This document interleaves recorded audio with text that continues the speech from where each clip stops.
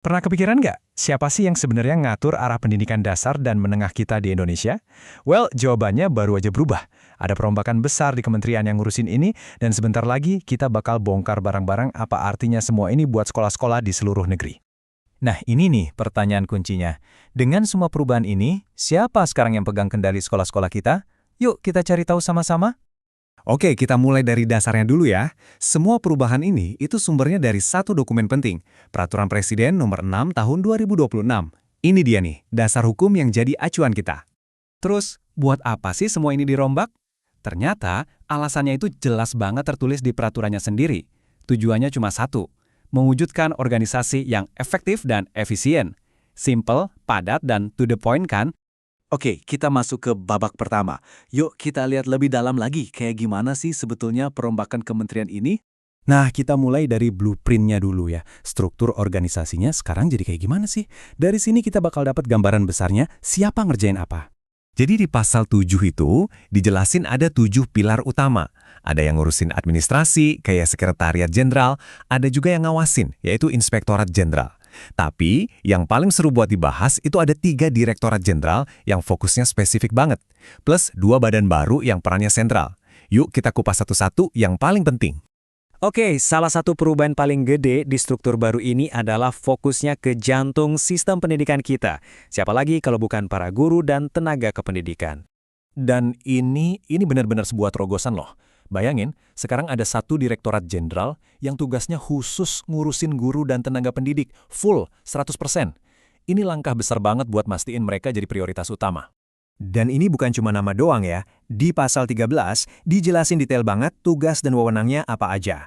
Intinya, direktorat ini benar-benar dikasih gigi buat kerja, bukan cuma pajangan. Jadi ngapain aja mereka? Gampangnya gini. Pertama, mereka yang bikin aturan main buat guru. Kedua, mereka jalanin program-program biar guru makin jago. Ketiga, mereka cari dan kembangin talenta-talenta pengajar. Dan terakhir, mereka yang nentuin standar profesi guru itu harus kayak gimana. Wah, komplit dan fokus banget kan? Oke, lanjut ke perubahan gede lainnya. Ini soal pembagian tanggung jawab. Kalau dulu semuanya diurus di bawah satu atap, sekarang dipisah berdasarkan jenjang pendidikan. Ini strategi yang menarik.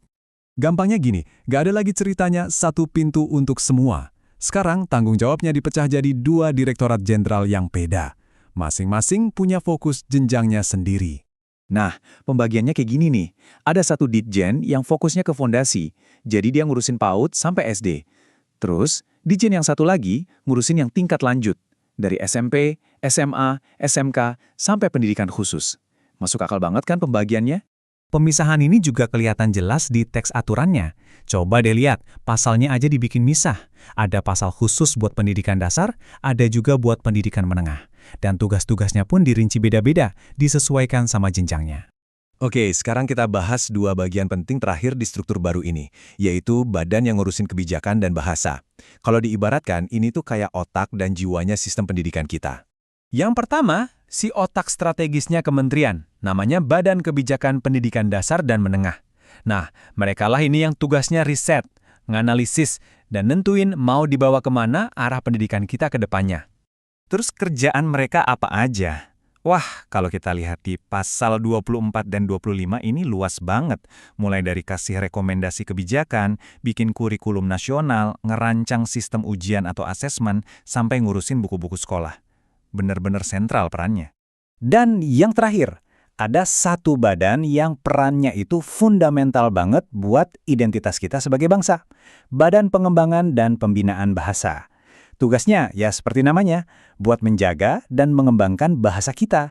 Biar makin kebayang pentingnya 2 badan ini, kita bisa intip lagi ke pasal 7. Di situ jelas banget ditulis kalau Badan Kebijakan dan Badan Bahasa itu adalah bagian inti dari struktur baru kementerian. Jadi, setelah kita bongkar semua bagian-bagian barunya, kita balik lagi ke pertanyaan di awal, kenapa sih ini semua perlu dilakuin? Jawabannya seperti yang udah disebutin, tujuannya ya satu, biar organisasinya lebih efektif dan efisien. Intinya sih, blueprint baru ini didesain buat bikin sistem pengelolaan pendidikan kita jadi lebih ramping dan lincah. Dari level pembuatan kebijakan paling atas, sampai nanti terasa dampaknya di ruang-ruang kelas. Dan semua ini muaranya ke satu pertanyaan paling besar. Apakah struktur baru yang keren di atas kertas ini beneran bakal ningkatin kualitas pendidikan kita di lapangan? Nah, itu kan yang paling penting. Dan cuma waktu yang bisa jawab.